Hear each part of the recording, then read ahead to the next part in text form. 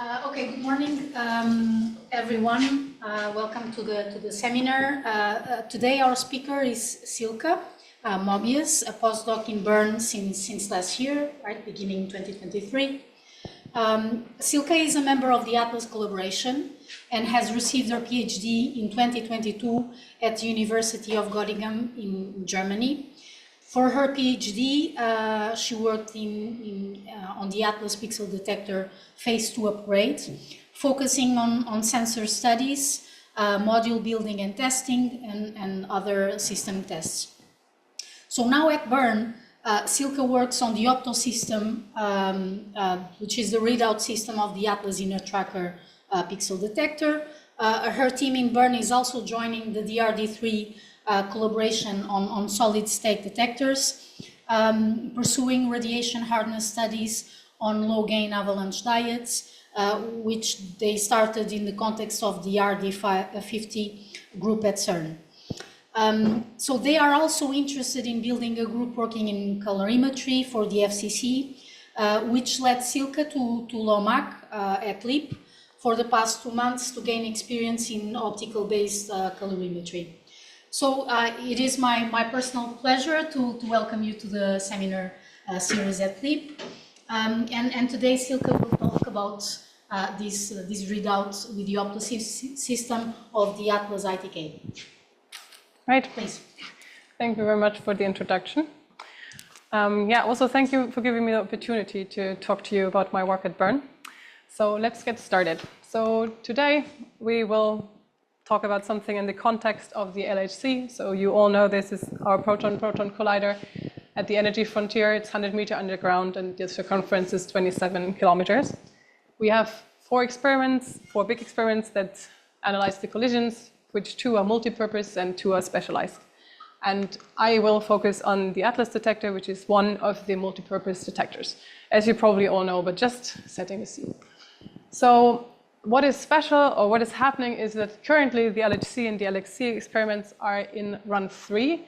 So this means this is a data taking period at the moment, and we're taking data with 13.6 TeV. And as you can see, there have been several run periods before, and also shutdowns in which there was some changes made to the accelerator and the experiments.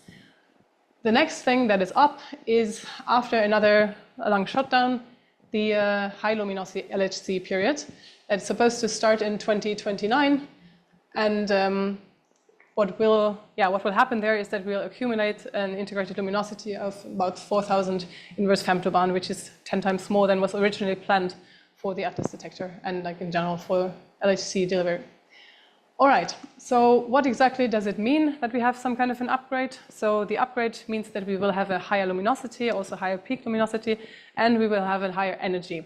So if we compare the LHC and the high luminosity LHC, at the moment we are at 13.6 TeV at the LHC, but we started at 7, and then hopefully we will reach 14 TeV for the high luminosity LHC. If you look at the instantaneous luminosity, you also see an increase of about 4 times, which is then in the end what is important for us, because this results in pile-up being much higher. So what is pile-up? Okay, if we look at, for example, the ATLAS detector, as I said, I'm going to talk about this. And then we look in the innermost part, so really inside here, inside the golden part, then it will look like this when we have these 200, like a pileup of 200. So what does it mean? It basically means that in this collision of 2 proton bunches, we have 200 protons interacting with each other and somehow producing new particles, and then it looks like this. So this is actually kind of a problem, because the present detector that we have in the middle of ATLAS cannot cope with this. So what needs to happen is that the detectors are replaced to have a higher granularity, have a higher bandwidth, and also they need to be more radiation hard, because basically what we need to do, we need to be able to resolve all of these tracks that we see here. Well, not all, but let's say we want to resolve them to understand what we're seeing, plus also our detector should not be broken just because there are tracks going through. So this is true for ATLAS, but it's also true for the other experiments. So what we're going to focus on now is ATLAS. So just a reminder, ATLAS is a giant. It's 44 meter long, 25 meter high and wide, and it weighs about 7,000 tons, which is roughly like the Eiffel Tower in Paris.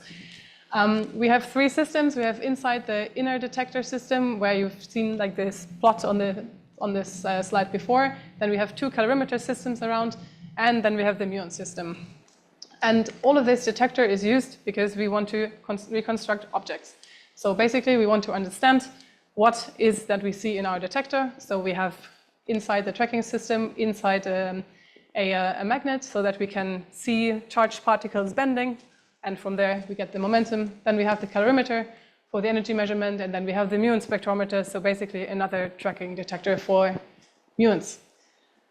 All right, so now, why are we here? We want to learn about the ATLAS tracker and the upgrade. So currently, we're having the inner detector, which is a detector that has a pixel detector inside. Then it has a strip detector, and around that, it has a transition radiation tracker. So the two innermost systems, pixel and strip, are silicon detectors, and the transition radiation tracker is actually a gaseous detector. This whole thing will be replaced by a completely all silicon inner tracker, which we call ITK. So you will hear me saying this. So that thing will be all silicon, no gaseous, nothing.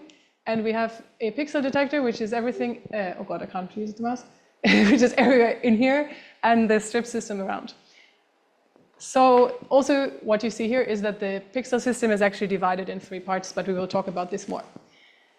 So now, basically, I mean, you understood before that we want to somehow resolve the tracks, but there's some other things that we need to do. So first of all, I mean, we increase the granularity so that we can maintain the occupancy, which is smaller, like supposed to be smaller than 1%. So basically, we want to make sure that we are capable of reading out an event when it comes in. So event is when we have a proton collision and we collect all of that we see in the detector. Then what we also need is low mass mechanics and cooling and serial powering, because what we want is a smaller material budget. So this is what you can see here. This is the material budget pointed, and here you see, I mean, they have not exactly the same scale, but that's why I put the line. Yeah, okay. Well, whatever. So you see that on the right is the ITK, and there we have a low material budget, so in principle, we should lose less.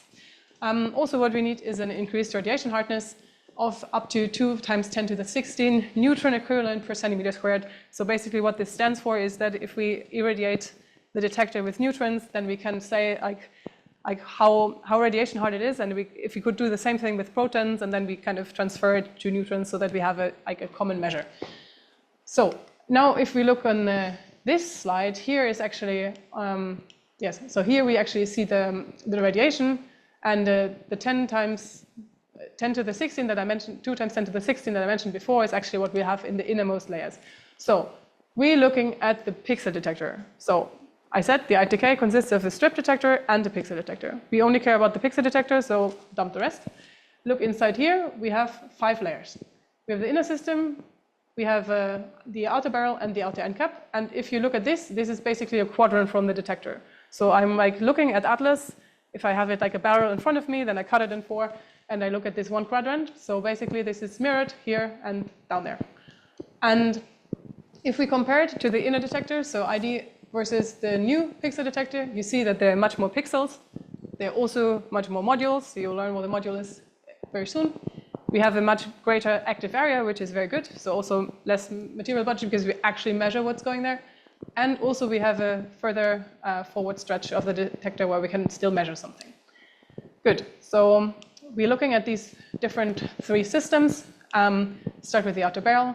There we have 3 layers of flat staves. So flat stave is referring to this here. So basically it's the mechanics. So the way we put our modules, like the part that actually senses what is happening in the detector, on a mechanical structure. This, there's like 2 different versions. One is a flat stave, and the other one is an inclined ring. So this you can see here. So basically imagine this is like something flat, and then we have the rings all around.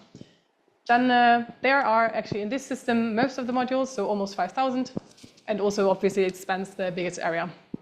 In the end cap, we have only rings. So this is all of this. These like upright things are actually rings that you can see, with also quite a number of modules.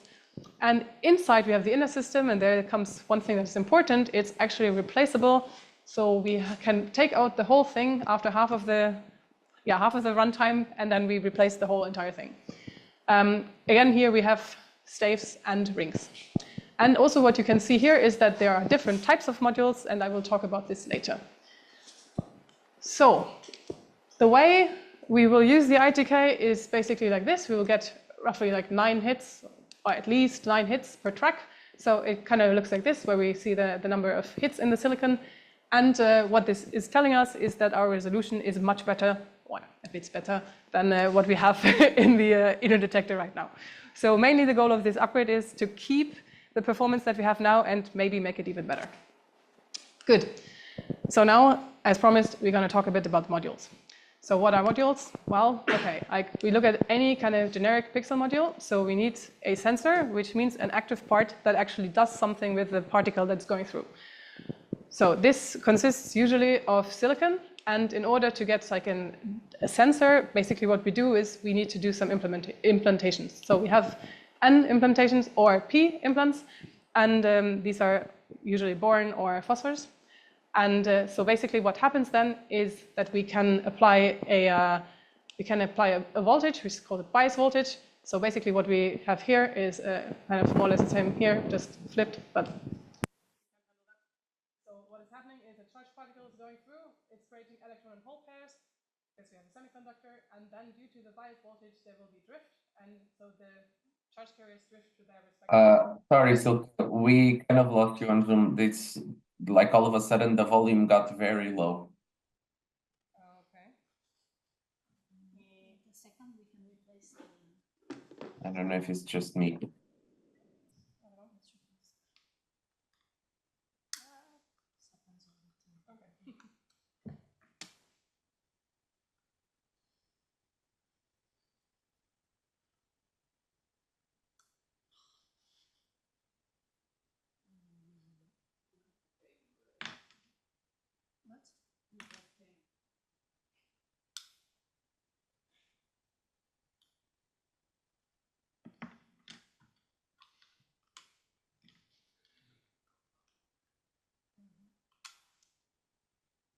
Is it better now?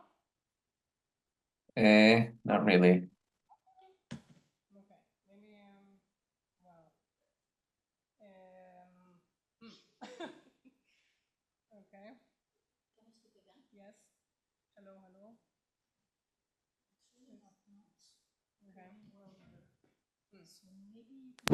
Okay. Okay, but if I hold it like this, is it better or Oh, not? yeah. Yeah, okay, Much then I better. just hold the microphone. Fine.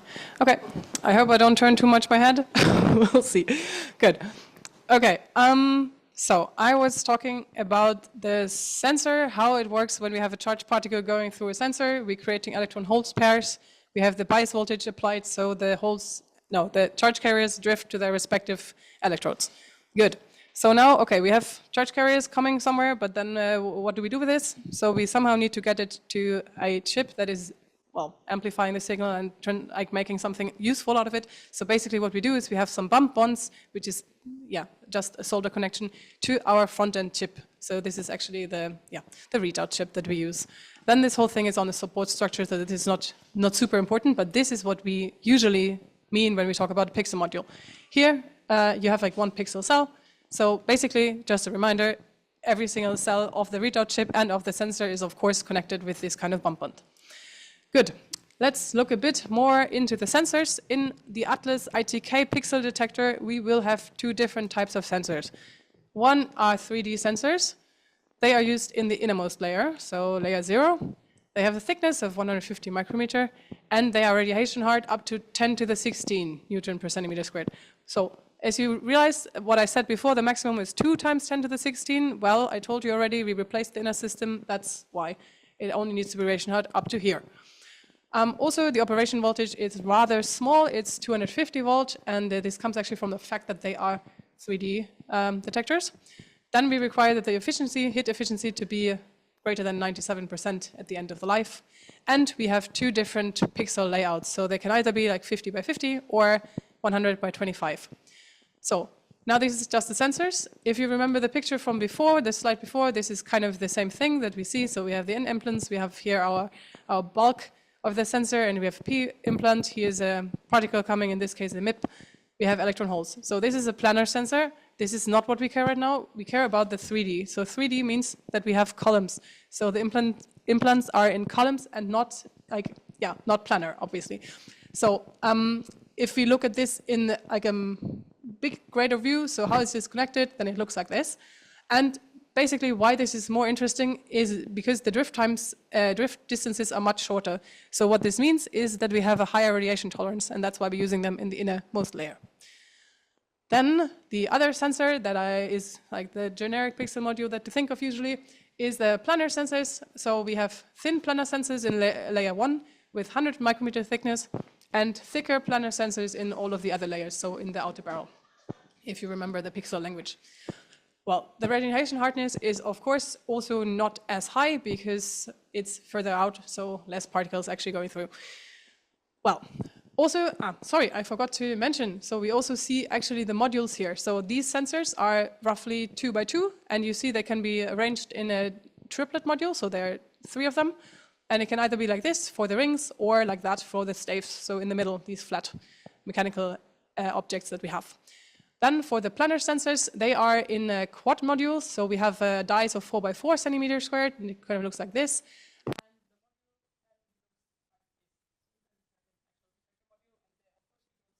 Silke, we lost you again.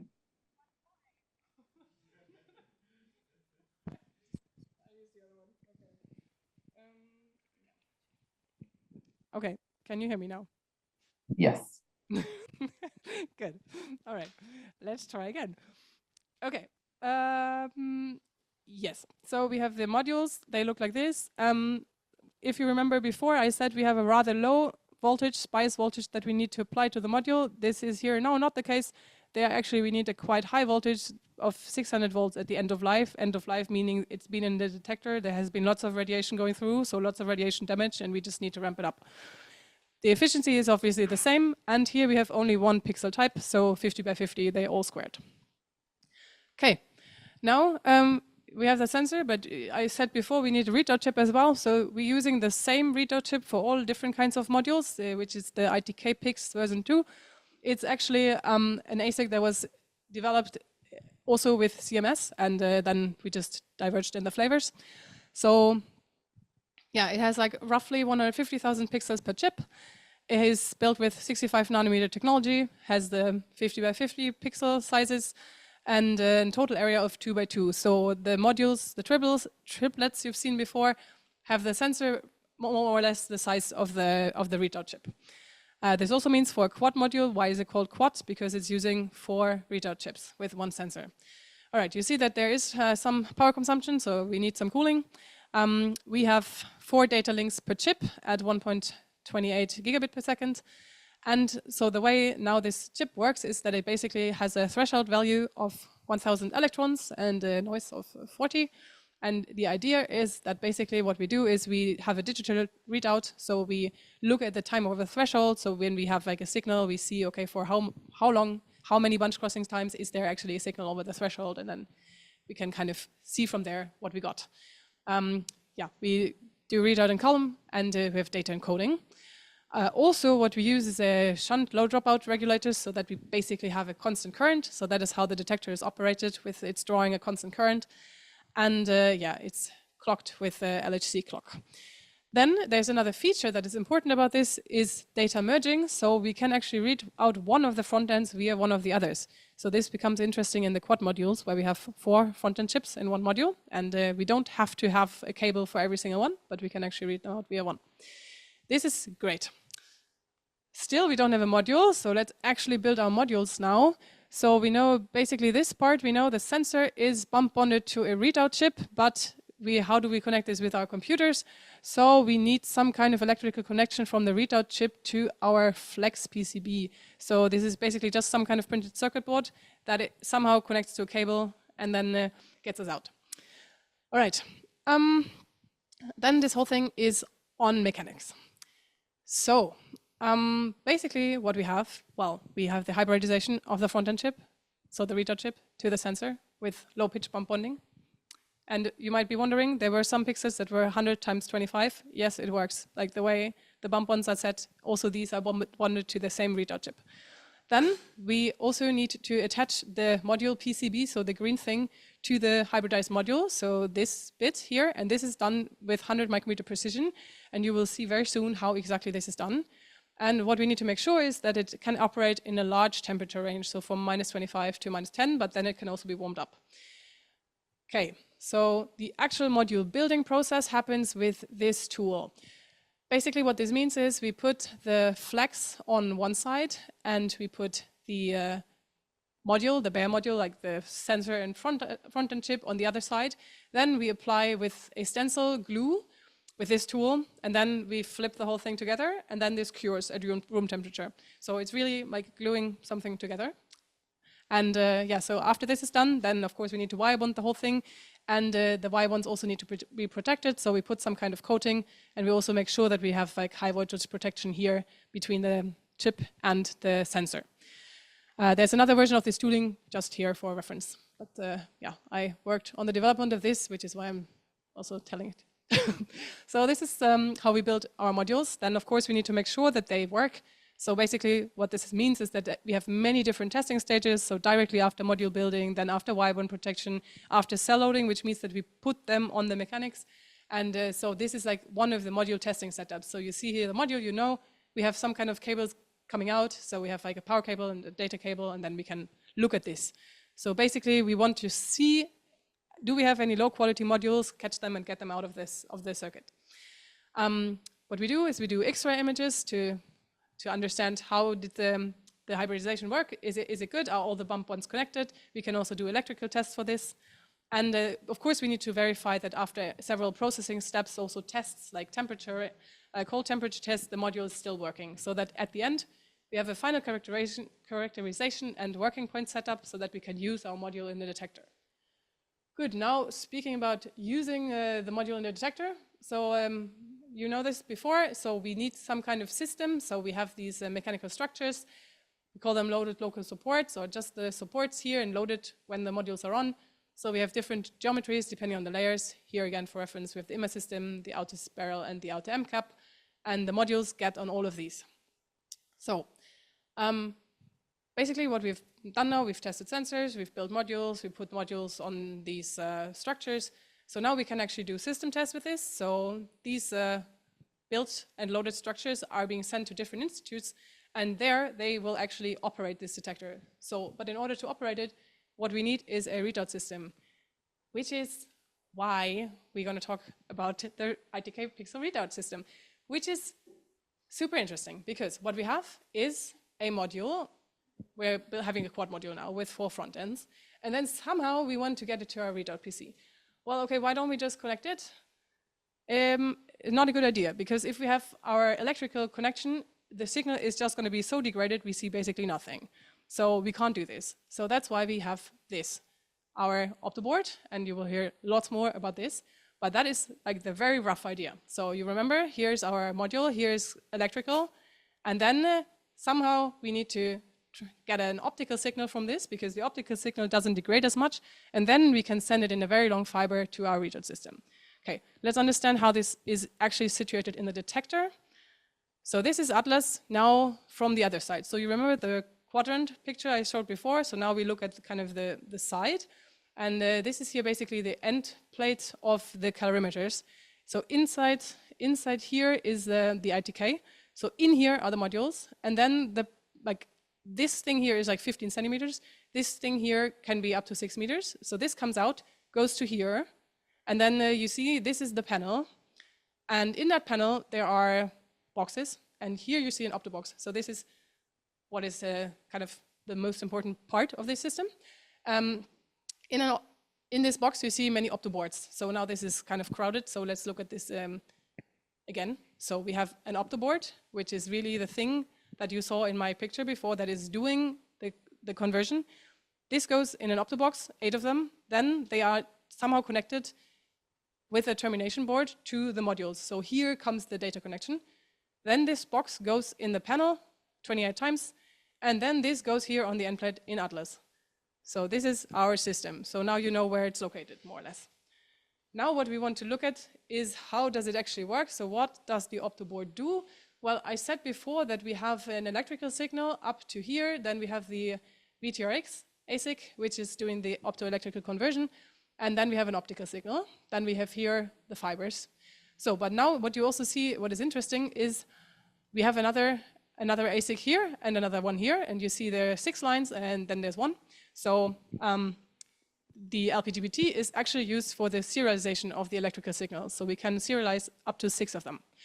And now what we also need to know is there's actually some kind of requirement on the losses even before it goes to the Optoboard. So we need to have the losses below 20 decibel from the front-end chip to the GBCR, so to this first ASIC in our Optoboard. So the losses shouldn't be too much, because then what is happening actually in this ASIC, it's for the signal recovery. So basically what it is doing, it's trying to make a nice sharp signal again that we see from the module. And then this can be serialized and then transferred to an optical signal. Of course, we also have the way down. So we have command and control coming from the computer to the VTRX, to the LPGBT, and then it also goes all the way to the front ends. Good. Okay, so basically we use this for the data transmission. So what can we do? What kind of readout? We can read out our front-end chips at 1.28 gigabit per second with up to 4 links per chip, which is dependent on the position in the system. And as I said, it can be up to 6 meter long twin-X cables. Then we can we can serialize 6 data links per LPGBT from like 1 to 6 modules that share then one, like 10.24 gigabit per second fiber that is actually going out. Then for the downlink, it comes in with 2.56 gigabit per second, and then it goes down to the modules. Okay, so basically what I want to do now with you is I want to show you some tests of the system, because now nice theory, plots, graphs, whatever, but this is actually a system that exists. So let me show you what we have and how it works. So first, of course, we needed to validate that the system idea we have is actually true. So there have happened many, many tests in the past. The first prototypes of the Optoboards were tested with FPGA KC705 and the custom firmware, so because only parts of the system existed already.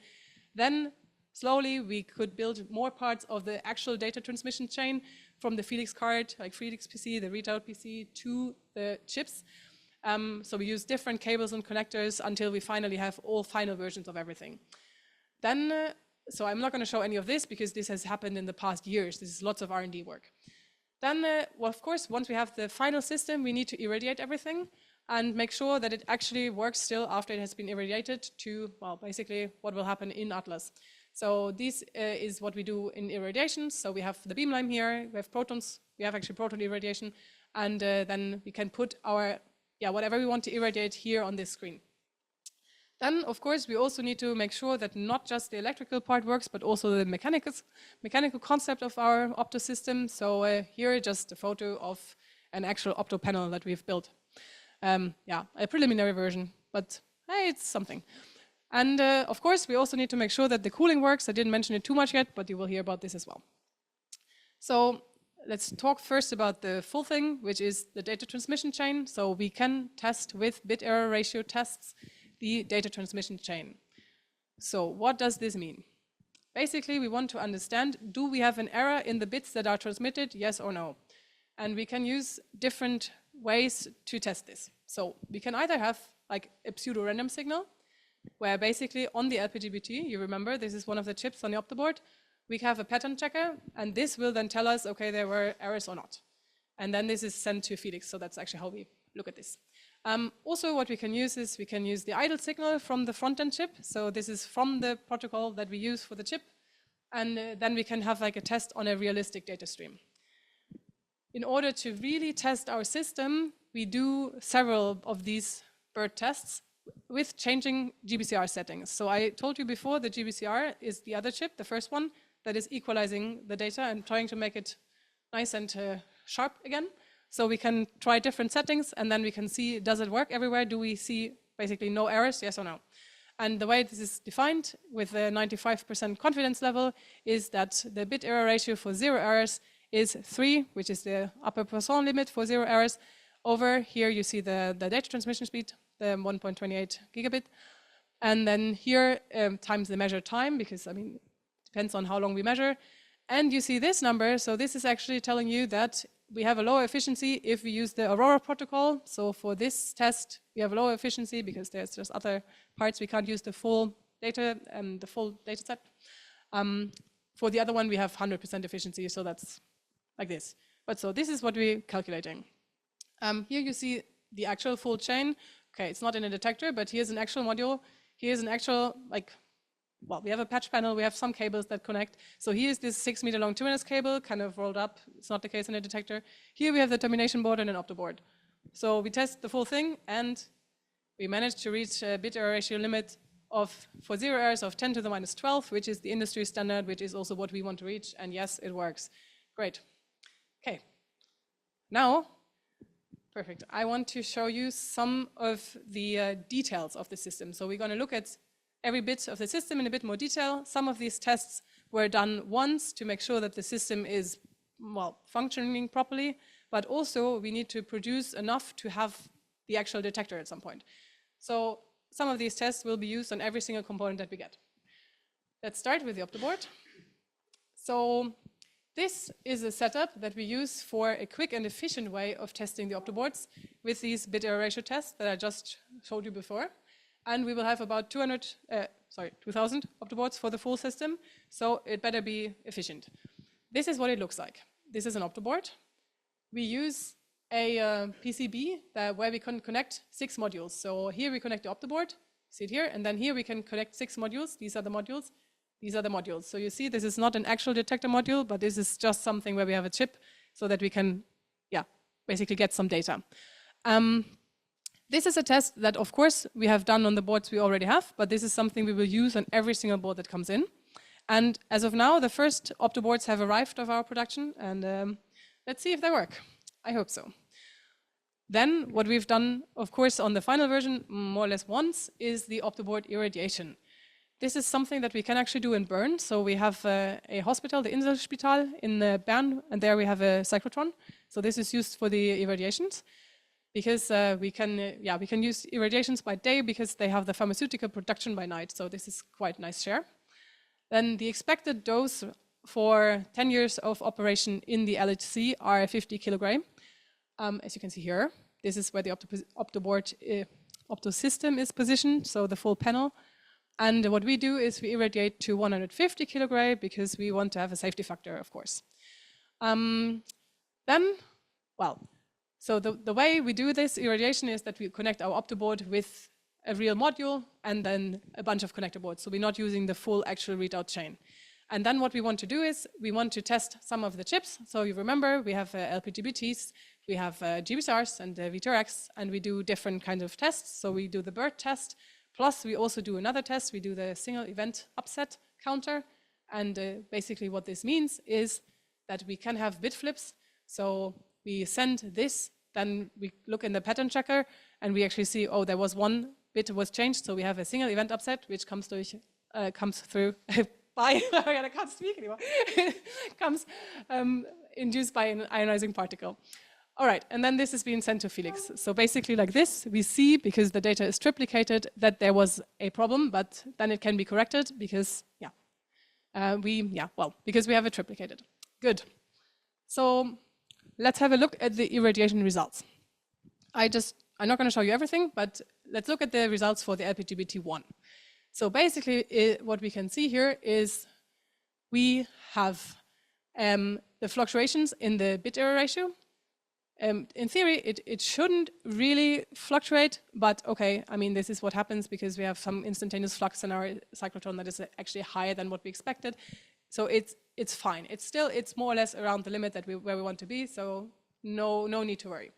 Then we have the single event upset counter. This, of course, increases as the dose increases. This is expected, but we can correct it, as you've seen before. Then you actually see the integrated dose, which is reaching 150, as we said. And just ignore this. This drops in the dose. This is from the cyclotron source, so it doesn't affect our measurement. Then we basically look at more or less the same thing for the GBCR. What I didn't mention is that we can, of course, then calculate our bit error ratio limit. So you see it's lower than 10 to the minus 12, but this depends on the measurement time, and it was considered to be enough for our purposes. So it's considered to have passed the test. You see here, this is the same thing.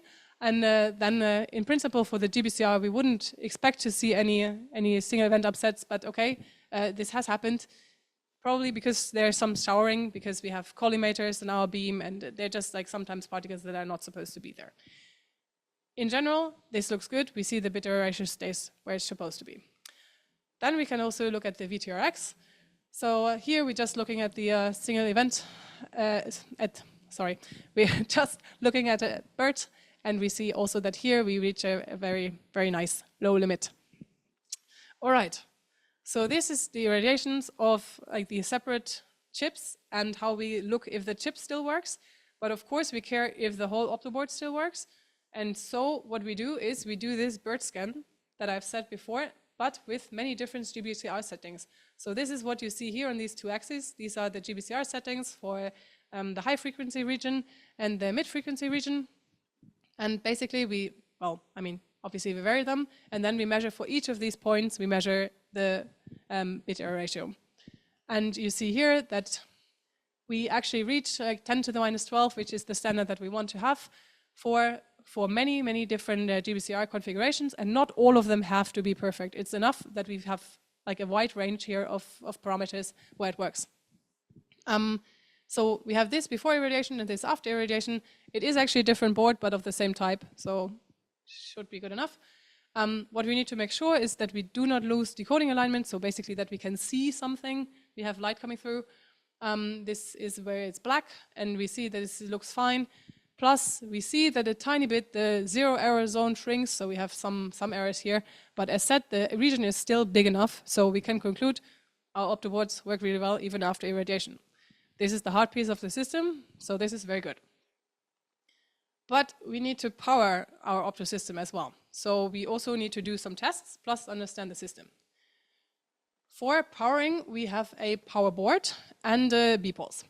So the way it works is that we have this power board with the B-poles 12 volt, and they transform the 9 volt that we get from the ATLAS cavern to 2.5 volts, which is then directly used for the VTRX laser driver. So the VTRX is doing the optical conversion, as you remember. And then we have 5 B-poles.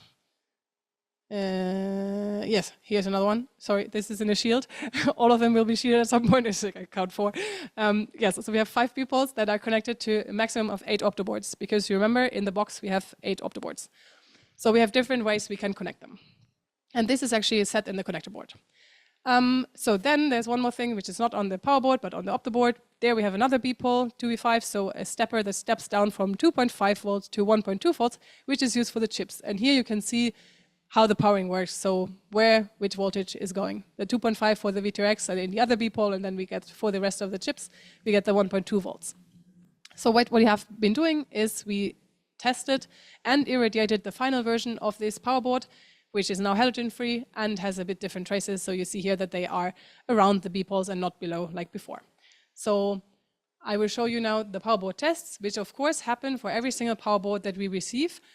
And basically we have built a tiny setup because we're not going to use our full setup. We just built an extra setup where we connect an Arduino Nano to the B-poles, and then we turn them on and off. And what we can do is we can vary the input voltage with different loads. So we have 2 different types of tests where we can test then eventually the power stability. So how stable is the output voltage that the B-pole is providing?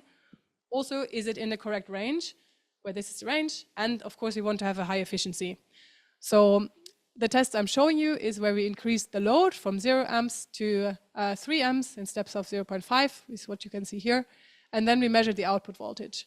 And the efficiency is this. So the efficiency you see here, it's required to be above 70. It is for all of the positions. As of now, we have already 34 boards for the real system, and all of them are fully functioning. So this is great. So this test is performed all the time, but it was also used in order to develop the test, the power board, of course. Then for the B-pole 2V5 on the Optoboard, we have more or less the similar test that is as for the power board. So basically, we also measure the output voltage with the varying input voltages and load. We have this setup here. So this is the same, like we use the load and the power supplies and measurement the same for the power board and for the B-pole here. And so, yeah, we're basically measuring also, again, powering stability, output voltage, and the efficiency. And here I'm showing you the other test where we vary the input voltage and then look at the output voltage if it's stable or not. So it's more or less the same test for both of the B-poles. We test them first like this, then they're mounted on the Optoboard, and then the whole Optoboard needs to function. As we've seen before, it does. As of now, of these small boards, we have already 200, and they're mostly functioning. There were some human errors, but we still have a yield higher than 95%. So we're good. All right. Then another thing that we need in our system are, of course, cables and the connector board that I mentioned before.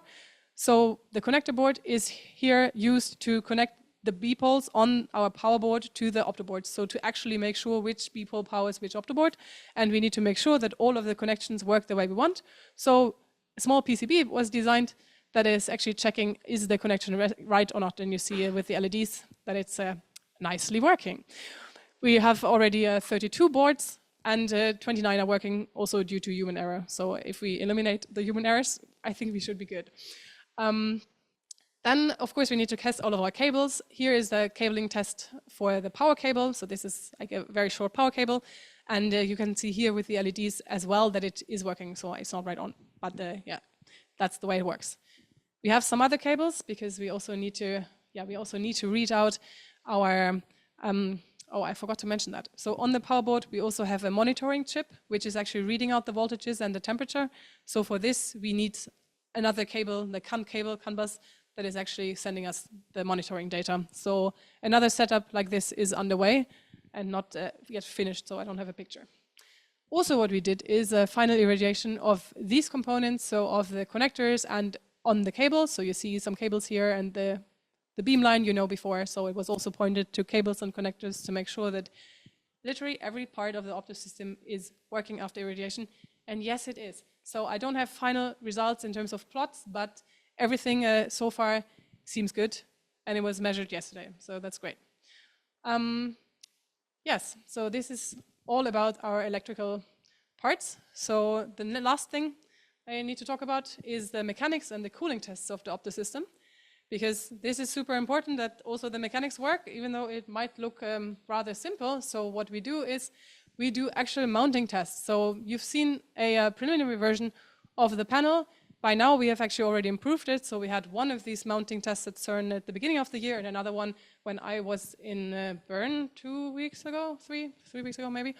So we mounted the Optopanel on the ITK services mockup at CERN. So basically, we have like the end plate of the detector, like I've shown before. There's a mockup of this, and it's actually screwed to this. So it looks like this then with all the Opto boxes. And we tested another thing, which is the twin axis. So the actual data cables, do they fit? How does this work? And these black things are 3D printed termination boards, so dummies. And twin axes are stapled to this. And then we're just really making a fitting test and also trying to understand how do we do the mounting? Because it looks nice like this, but we need to find out what is the order, how does everything work? And actually, it was quite successful. We managed to mount the panel, it's stable, we understood how to put the cables, and yes, so let's go ahead with this and produce more. What I mentioned before is we need to cool the whole system. It's not as crazy as the modules that are really, really drawing a lot of current and they get very hot, they need CO2 cooling. We don't have this, but we have a requirement that the Optosystem temperature must be like below 30 degrees Celsius. So if we look at this, each Optopanel normally dissipates like 700 watts, where the maximum could actually be this, like twice as much.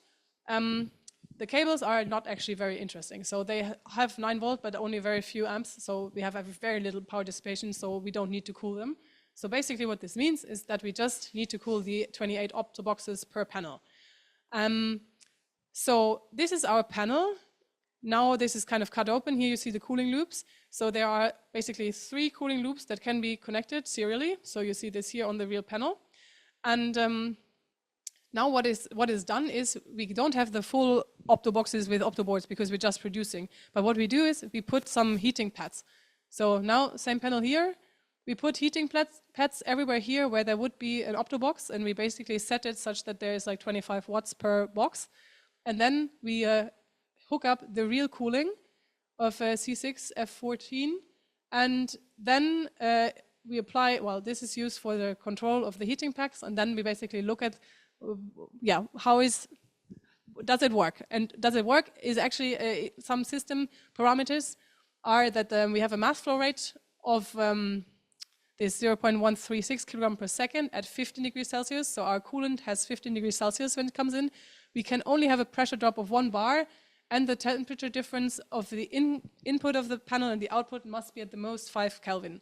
So there are some parameters we need to match, and so basically what was done, there was kind of like a simulation, so predictions for the length of the loop of 6 meters, which is when it goes through all of the panel, that we will have an overall pressure drop of 1.5 bar for a very small diameter of 6 millimeter, and a much lower one for 8 millimeters. So this is what you can see from these graphs. The same for the flow speed, and actually they are marked in red because it's too high. So for the 6 millimeters we have in our panel, it shouldn't be good. So we measured it, and actually we can verify the predicted values, which is not good because they are not good. They are outside of the range. So basically what this meant for us, we needed bigger pipes, and that is why the Optopanel was adapted. And I've said before that we have a new Optopanel, so now this has bigger pipes, so a bit bigger bottom, and actually we're just waiting for the tests right now. They're probably being done at CERN either this week or next, and then we know if the new panel works, and if it does, then actually everything works, and we can just test our production items that are currently incoming. All right, so to conclude, the ITK will have an increased acceptance up to eta equals 4, roughly 4, with 9 hits per track, which is great. So this highly granular and radiation hard. In order to get there, the ITK Pixel project is actually now moving towards the production, 10% production for the final production. We're also going through some reviews now with all of the systems, so modules and the readout system. Then our Optosystem, which is most important now, has received the first batches of these 10% production orders, and we're testing, and everything is so far successful. And what we're doing right now is we're finalizing the testing setups for the full production, and you've seen almost all of them already, so this is going well, and we're almost prepared. So the next steps are that we receive and test all of the Optosystem items. Then we need to set up and commission the system tests. So we still need to have the full system at CERN where we can then actually test with one Optobox per setup that everything works. And then in the end, we integrate all of these subsystems with several Optoboxes and test the whole thing together. And hopefully this works. All right, thank you for your attention.